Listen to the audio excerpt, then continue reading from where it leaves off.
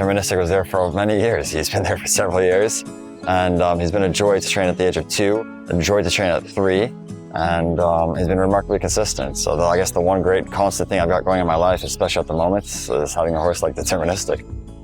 When he first joined us, I was an assistant to my dad, and we both loved him from the get-go. And he was always amazingly consistent, and perhaps this year he's able to, improve his form a bit because we've been using more his tactical speed, and he's able to probably look after me. He's our stable's first Grade 1 winner now that we took over, and he's been very, very good to us, the horse, so I'm very lucky in that sense. He was very impressed in the Fort Marcy. We used his speed, he was forwardly placed. I think he broke a track record that day. And then we decided to use the same approach going in the Manhattan Stakes, which for the ground was a bit soft, which may not have been ideal for him. Nevertheless, his class prevailed. In the 4-star Dave, he's not just one-dimensional when he needs to be forward. He's able to rate, and he's very, very rateable in the sense that, he waits for the rider's cues. And the fact that he's that versatile, where he could just wait for a rider's command, was quite impressive, I thought. So he was able to sit second, just half a length off the leader, and just waited for his cue. Not many horses could do that without traveling strongly or being a bit keen or rank or, running too much freely on the bit.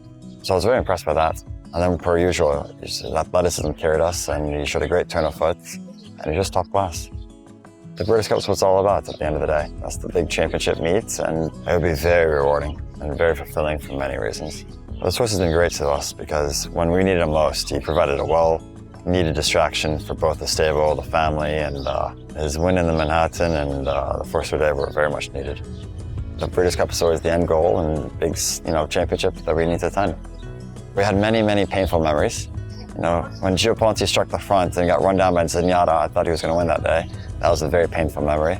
When he ran second to Zenyatta. And then he did the very next year where he ran second to Goldikova, so that was a very painful memory too.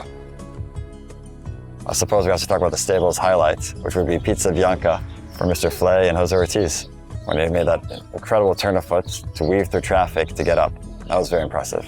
It's very special, it's very meaningful to the stable, and we're very lucky in that sense. Something we've done many times, but not with Dad by our side, so it'd be a bit different, but we'll have to make it work.